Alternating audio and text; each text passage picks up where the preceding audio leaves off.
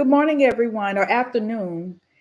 Welcome to today's Spotlight, which is brought to you by the NAACP Georgetown Branch 5520. Today, we have quite a few topics, real important ones. This is an important meeting, y'all, and it's right here at the last meeting for this year. Please hit the share button for your page so that you can let others know what is happening in our community. Everything from this cross burning hate crime bill. People are actually being evicted over in Georgetown as a result of a transition with housing, a number of different things. Please stay tuned while we bring on our other guests and our president. Please stay tuned.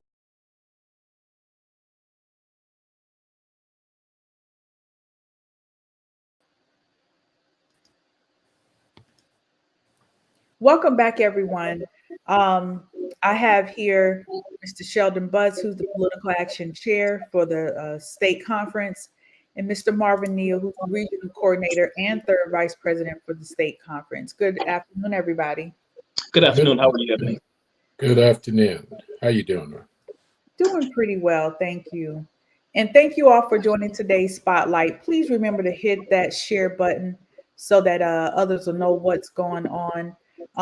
We're going to go ahead and jump straight into the first subject, y'all. And this is the most important thing that we're going to talk about probably today.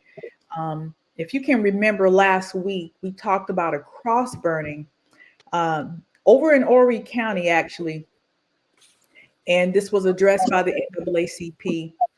And there was a press conference last week, this week, actually, December 27th at the Conway Courthouse. Mr. Neal, if you and Sheldon can jump on that topic there and kind of give us a quick run back of what happened with this cross burning and how it leads into the hate crime bill. Well, Ebony, on Thanksgiving Day of this year, 2023, there were an incident with a white couple harassed a black neighbor by directing racial slurs as well as hateful action in Conway. The couple burnt the cross facing their neighbor's home while stating that there will be summons to Devil's Army, which is a total threat. Furthermore, they posted the black couple's address on Facebook to incite others to spew racism and hatred, which happened. The couple racist action contributed to their harassment charge, which they were arrested. The Horry County Police Department body cams captured the racist statement and threats that they spewed out there, to include they did physical harm to a news reporter, which they refused to press charges. There's still an ongoing investigation with the FBI. We are still moving towards some other meetings and stuff that we just had one on Friday and stuff on where we go from here and how do we keep this family safe and other families within the community. We know no one should have to live in fear because of hate and the treatment of people because of skin tone. Mr. Neal, can y'all hear me? Yeah. Okay, I'm sorry. All right, I'm sorry. Go ahead. I was wanting to know, that family, are they able to go back home? Well, that is something it's going to be up to the family and how they are protected and how the neighbors are protected also, because everyone is at harm's way, but especially that family. They should not have to leave their home because of hateful rhetorics and hateful sentiments and name calling and burning crosses and stuff of that nature. And this has been going on for like 2 to 3 years with this family. And so when the key is, that family really need to be in a safe space to go back home. So how that happens is up to law enforcement and the FBI and those that's involved.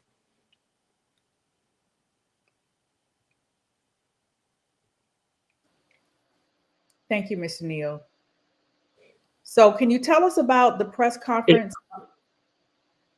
Well, at the press conference, we brought together all the law enforcement within the city of Conway, Chief Long, Chief Hill, Sheriff Thompson, the NAACP South Carolina, which we set up a press conference, and the mayor of the city of Conway, and we just explained to the community how important it is that we address these issues and how important it is for them to call the FBI in situations like this.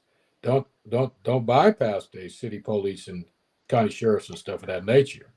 Definitely get them involved because that's their local safety net. But always call the FBI because there is no hate crime bill at the state level.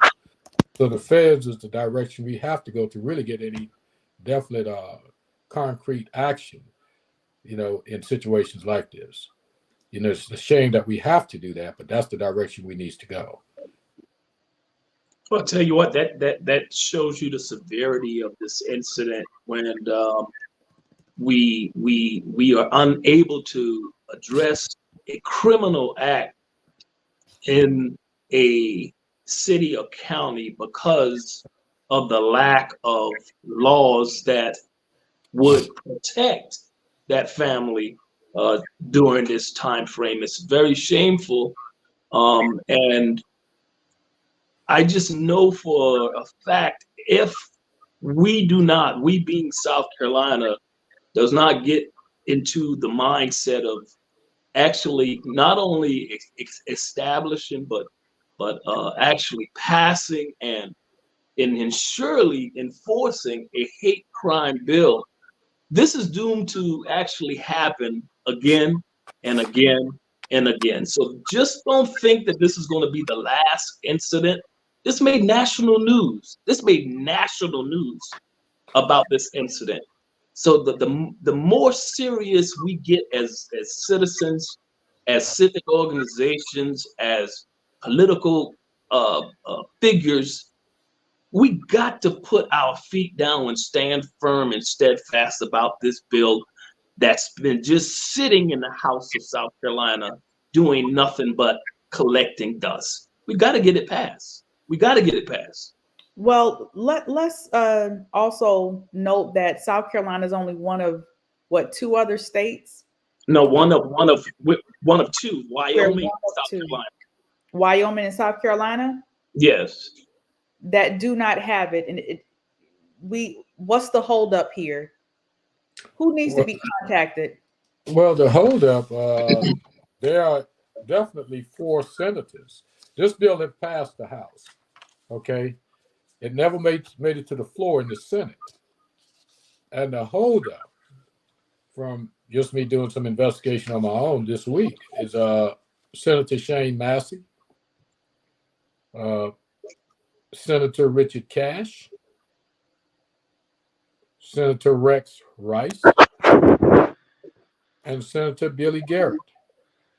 Everyone that has an ink pen, typewriter, computer, whatever means of communication you have, need to be writing letters to those senators and tell them they need to get this bill on the floor and get it passed.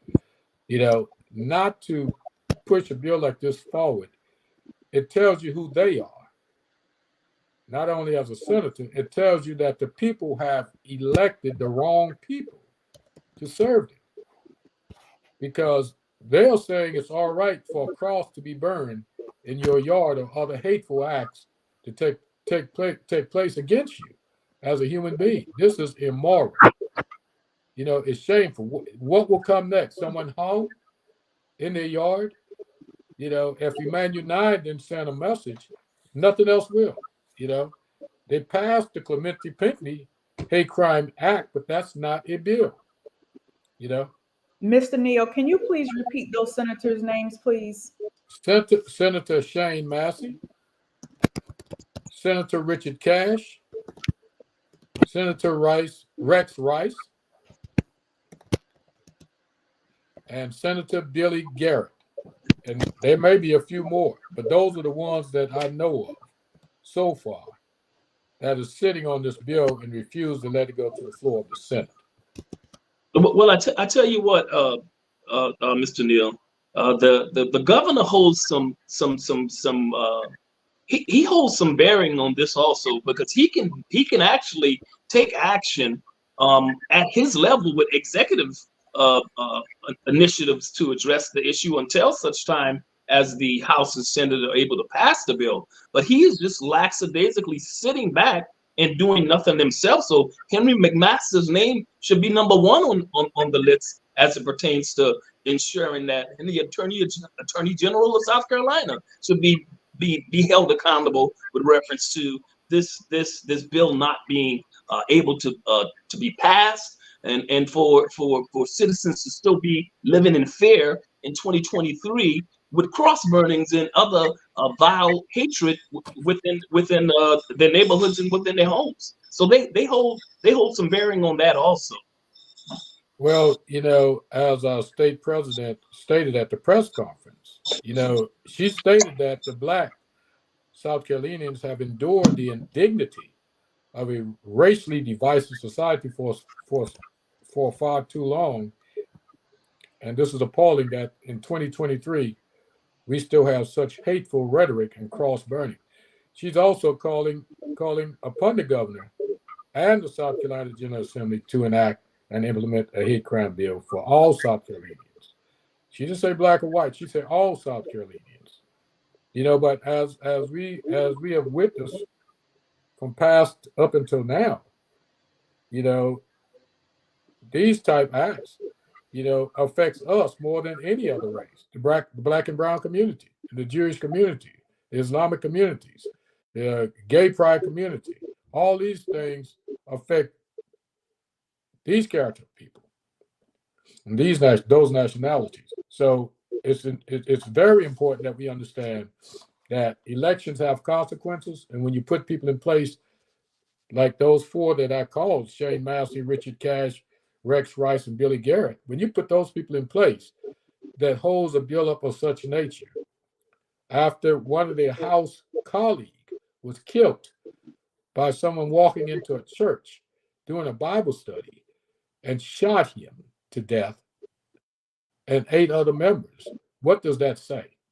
I tell you what, too, I'll go a little further than that. Nikki Haley has some ownership in this, because while she was still governor at the time when that incident happened at Mother Emanuel, that would have been the most opportunistic, perfect time right then and there to make something happen. And she stayed in office a couple of more years after that. So she holds some responsibility to that.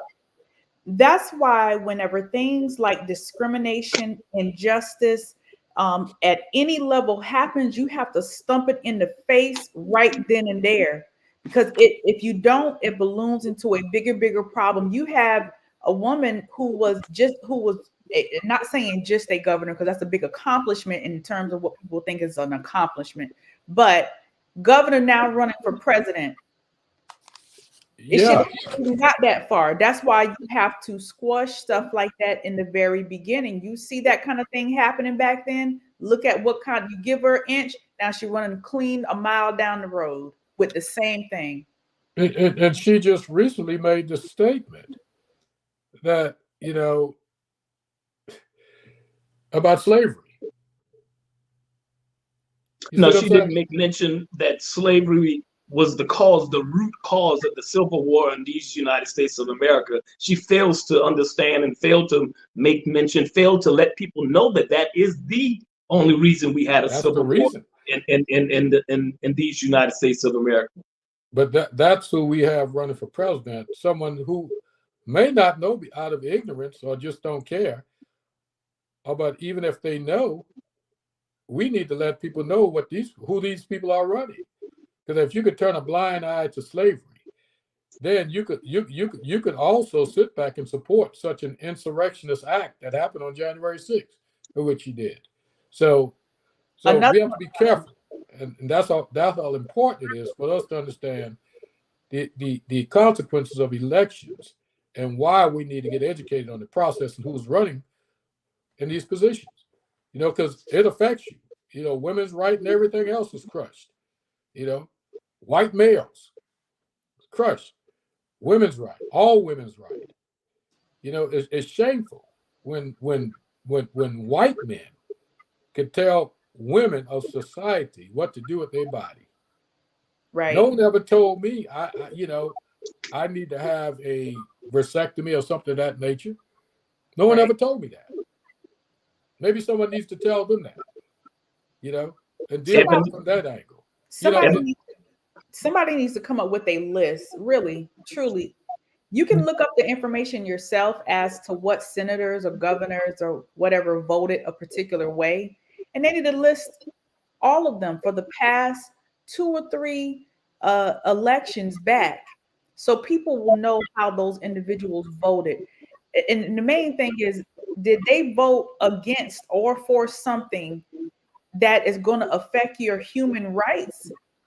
You need to go ahead and strike them off your list in terms of voting for it, period. Most definitely. But you're right, Ebony. She had the opportunity to actually take action on that and failed to make it happen.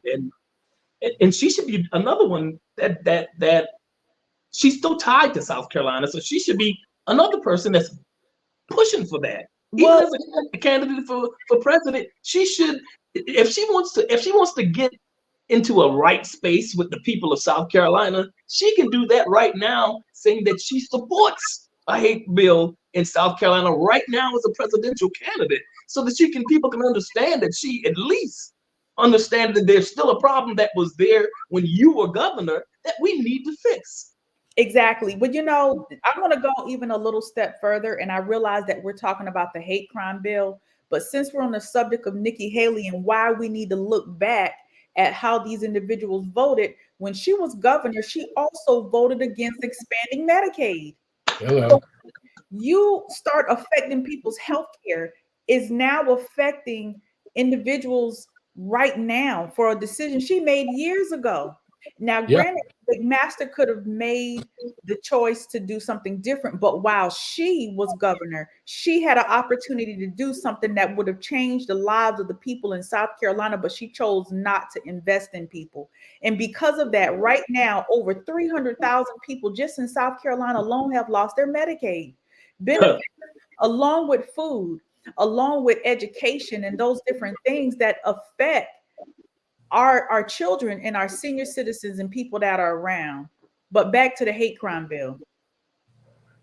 No, it's all one and the same, Ebony. So you were just for putting that out there.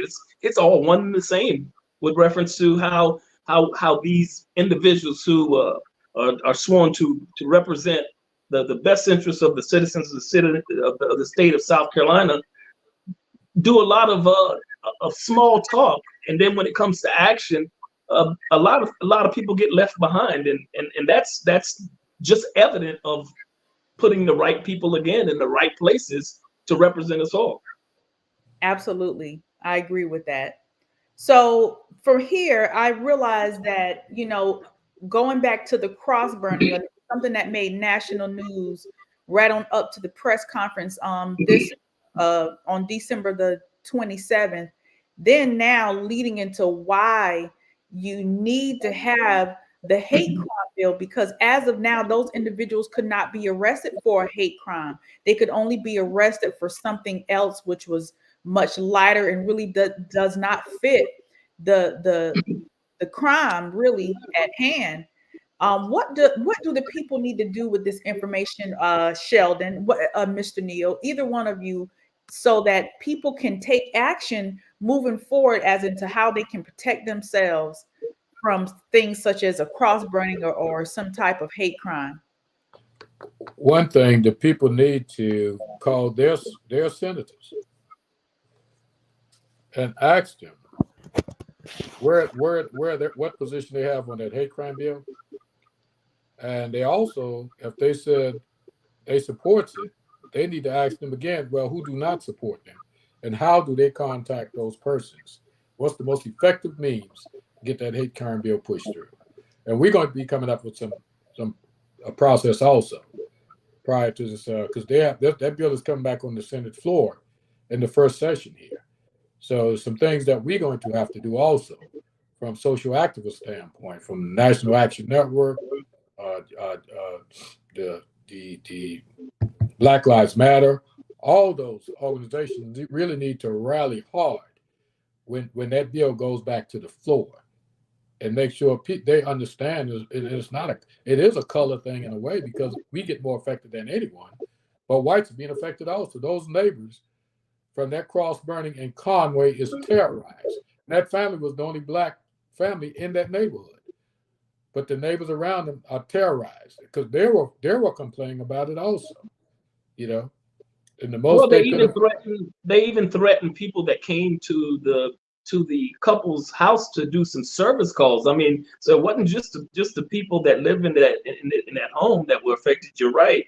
Neighbors, people that came into service calls, they harassed in a very criminal way a lot of people with reference to that. And again, they cannot be charged from a hate standpoint. They can only be charged for antagonistic action, assault, battery, or in the lower level, you can bond out with $1,000 type issue. And that's second-degree harassment. It was second-degree harassment. That's what they were charged with. They were out the next day. Posting stuff on Facebook, the family's address, their mailbox address, their property, their car, their life. They're posting these things on Facebook. So you're muted, Ebony. Yeah, Ebony, we need to try to get all of our sister and brother civic organizations. It needs to be I think, a more concerted act from organizations versus being individuals, because our organizations that we have out there, a part of their bylaws and their mission is to ensure that things like this do not occur.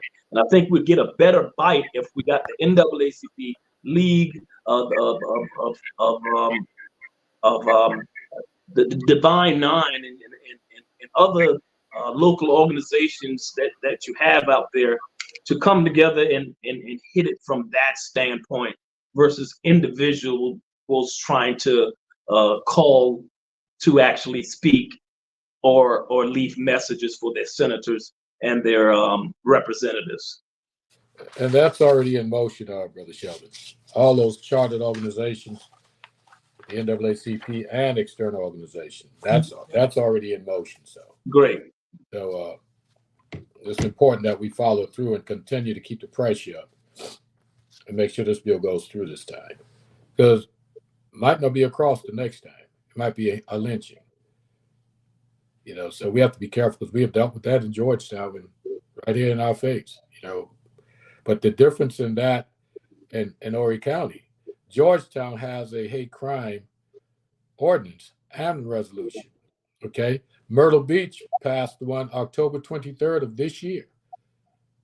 Conway, the city of Conway, they yet to have one or pass one. So it's right in their back door, but the adjacent counties and municipalities already have it in place.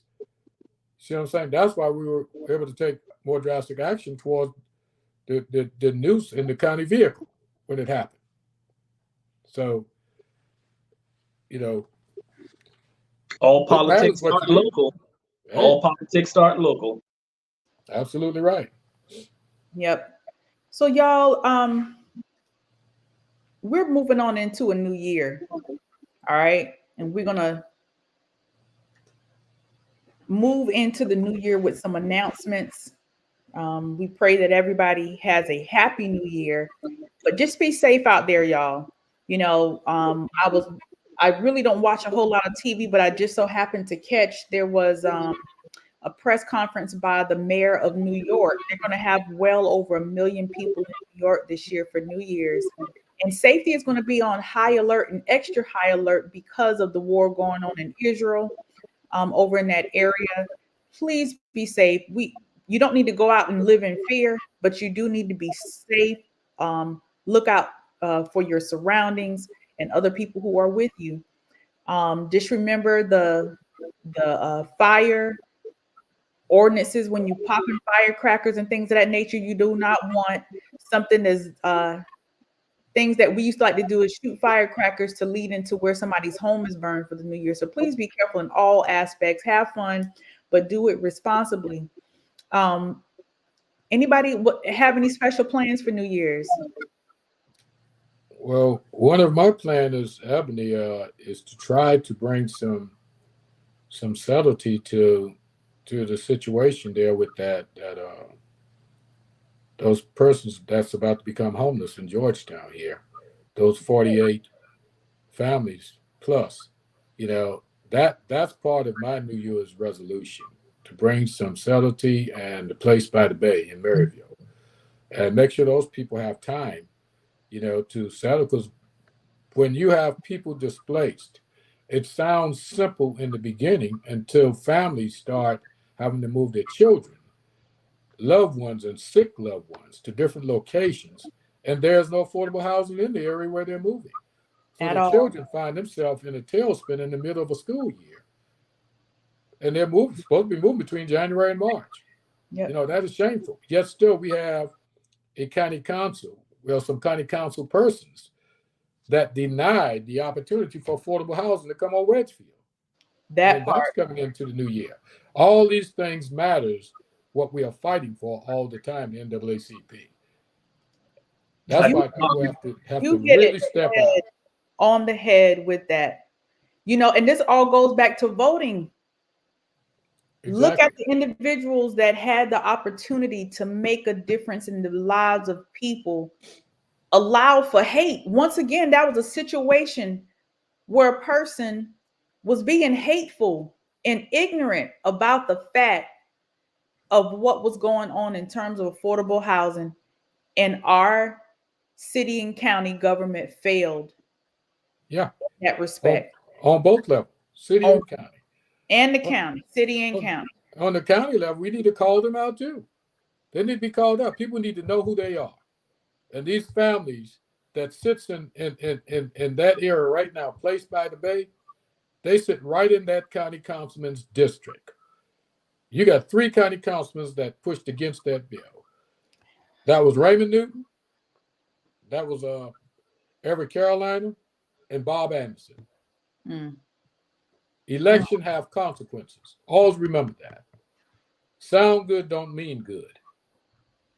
That's it.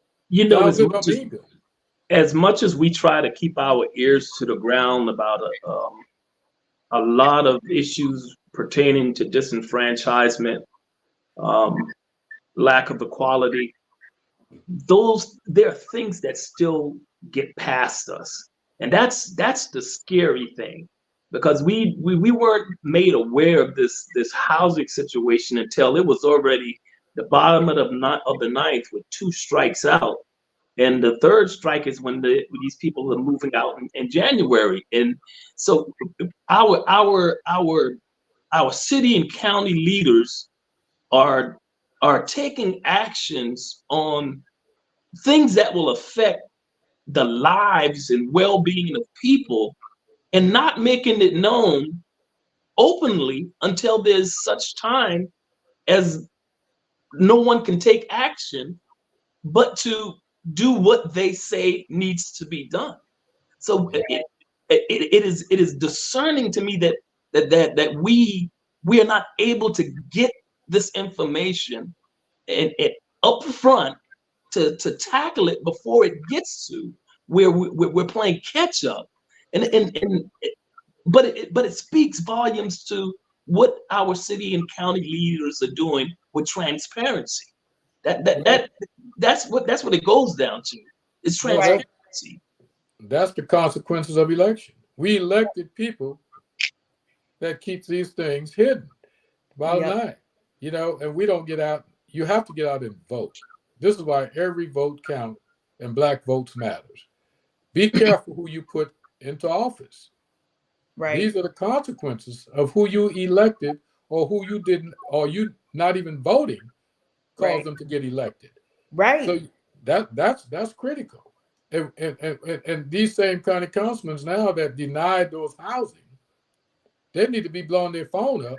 Everett Carolina, Bob Anderson and Raymond Newton and asked them, these people that's being displaced, asked them, where do I go and live now? Wow. That's the question Wow. that need to be asked. You denied 90 units. 90 units. Where do I go and live now? And that 90 units would have been coming up being built by now. Being built. Yeah. Close to completion. Absolutely. Yeah. Close. See, it would have been completed close to completion. That's why we need to call out whoever. It don't matter. Call them out. It's necessary. If you vote for them, they should be working for you. You know, it's much needed. You know, I work in the senior field, and I have had people come into my office on oxygen. Ebony, I have worked all my life. This is my home. I want to stay here, but my landlord is raising our rent $400. I'm on a fixed income. I don't have it. I may have to move all the way back to Columbia with my daughter or with my mom. I've just heard story after story after story. And it breaks my heart to know that people who were elected had the position to help, and they didn't. They chose to say no as if it was coming out of their pocket. And I just don't understand that for the life of me. And at the end of the day, they're getting paid tax dollars to help and protect the people. But the NAACP, in terms of the Place by the Bay, did do a wellness checkup here recently, touched as many apartments down there at a place at the Bay as possible to check on them. If hopefully they have made contact. If you're watching this, or again, please go ahead and share the show so others will know exactly what to do and what's going on. Please call the housing chair, Sharon Jones, or the NAACP line to let us know how you've been affected, or if you've been affected by the eviction over at Place by the Bay, to see what, if we can even do anything in terms of maybe help and provide resources and things of that nature. Please go ahead and call the number. And I think from the NAACP standpoint, I think what we're going towards, and VP Neal, you can elaborate on this, but I think we're trying to push from a standpoint of having a stay for this issue, so that it'll give individuals an opportunity, more of an opportunity to see exactly how they'll be able to transition and or make other arrangements, not as quickly as we have it. So I think that's the way we're going, VP Neal. But if you want to expound on that a little bit, to let them know what is it that the NAACP is attempting to do with this process. Well, one thing, we need to get the information and get consent from those individuals that is being evicted. That's the first thing we need to do. And I don't like to get into a lot of the litigation or attorney aspects of it, because we're not attorneys. But I like to get the information so we could send it up to our redress and see which direction we could go with it at the state level and come back down and stuff. But there's something have to happen, but nothing happens if we do nothing or we don't get the information. And it's critical that we get the information, so we'll be on the ground stuff. We're already on the ground getting information, gathering information. Hopefully next week we could send something forward to the state level. That's where we are right now, Brother Sheldon. But the idea is to slow it down so these families have an opportunity, and we're asking the Maryland to get involved and slow it down. They could do that. Yeah, absolutely. They could do that. If they care about the people, they could do that. If the county councilman that's over that district care about the people, he could get involved and do it. They say they work collaborate on everything else. The city and the county work collaborating on that.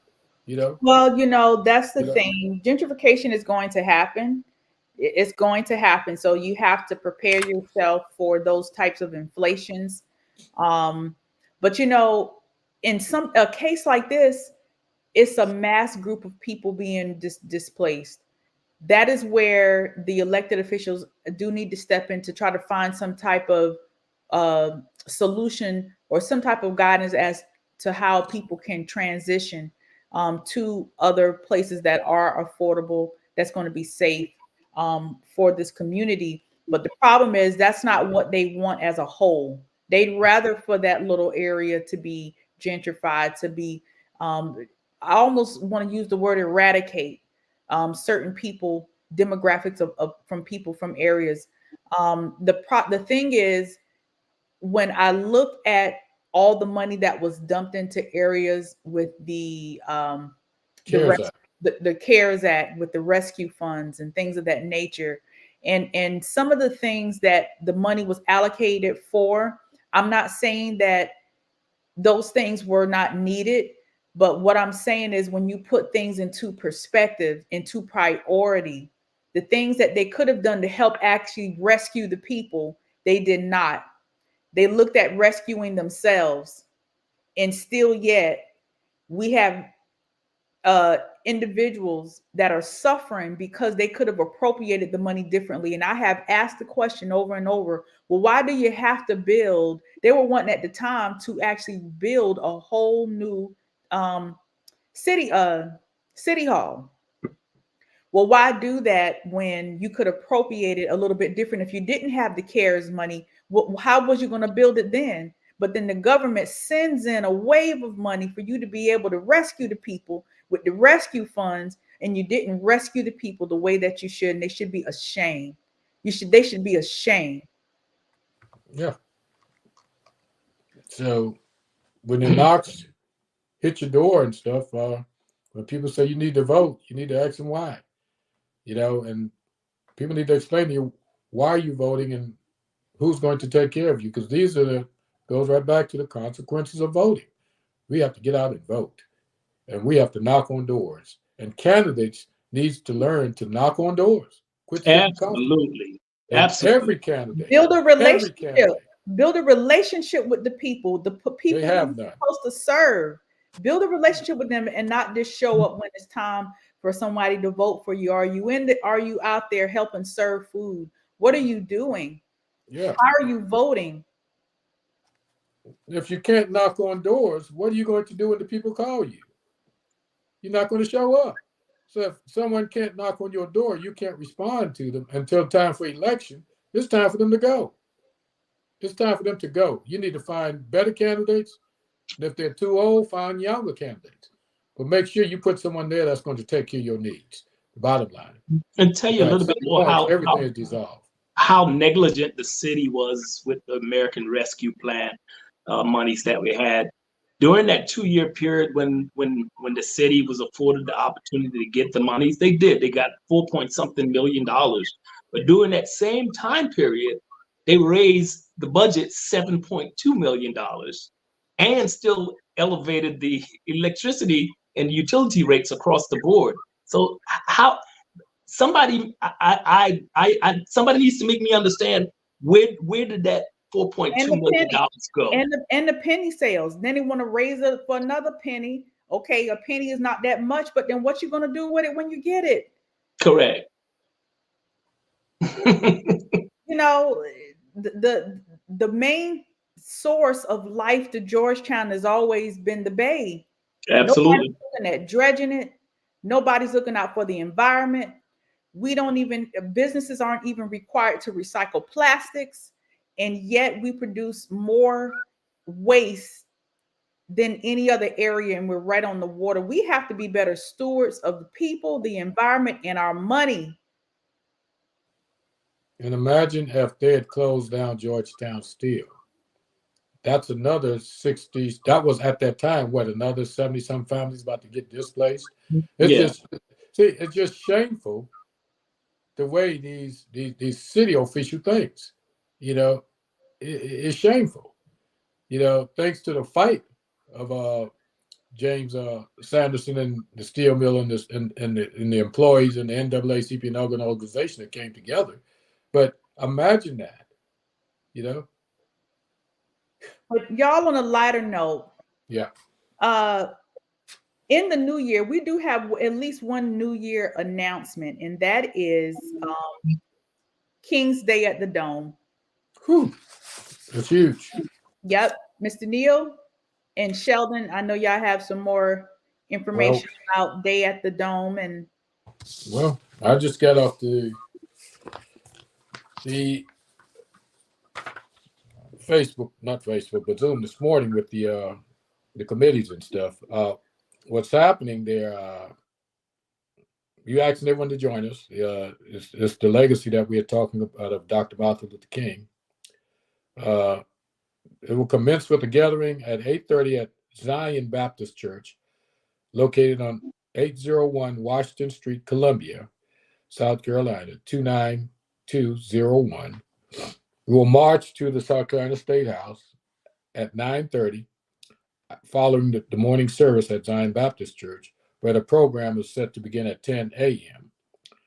We're going to unite for this event. Our theme this year is ballots for freedom, ballots for justice, ballots for change. And what they're saying there, when you walk through that booth, you need to know that you're voting for freedom, justice, and change, and know what that means. Know what the change you're voting for. Get educated on it. Know that the justice that you need, and knows the freedom that belongs to us from birth. So those are the things we're fighting for. Our guest speaker this year, speakers at the just came out at the Zion Baptist Church will be at 8:30 a.m. That will be the Minority House Speaker, Hakeem Jeffries. And following that will be Kamala Harris at the State House at 9:30 a.m., which will begin at 10 a.m. So it's a huge day, and I know a lot of these subjects are going to come up, from book banning to you name it. It's just so much that we are dealing with. And that's why it's so critical. And we're also looking for volunteers. Also. So go on the NAACP website, and they have a volunteer spreadsheet there. Please sign up for volunteer. We have a huge sign up this morning and stuff, but we need so much more because it's a huge day. Last year we had right at about 2,000 at the State House. This year we look for that to triple or more because of what's going on and who we're bringing in to help us address some of these changes and motivate us to get back out and vote. So remember, 8:30 at Zion Baptist Church, 801 Washington Street, Columbia. 10 o'clock a.m. at the State House. Thank you so much. That will be January 15th, 2024. Please get out and volunteer. We look for organization, young groups, college chapters, NAACP. We had a great turnout this morning, but we need much more to support this. Thank you very much. Thank you. All right.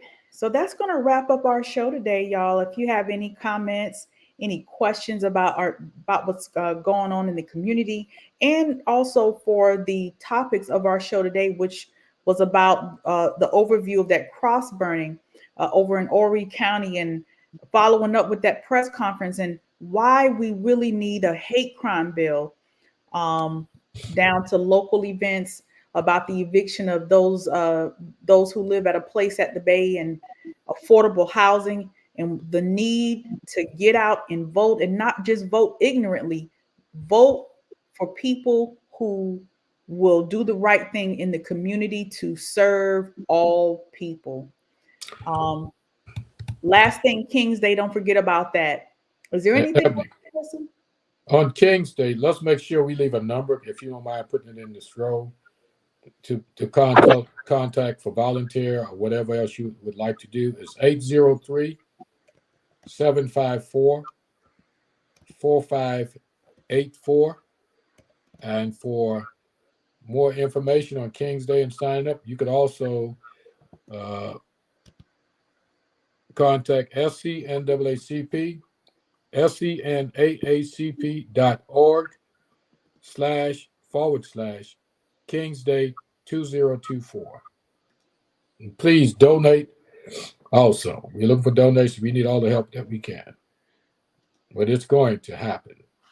Remember, justice for free, ballots for freedom, ballots for justice, ballots for change. Y'all remember that. I'll keep this information up for a little while, Mr. Neal, once we end the show.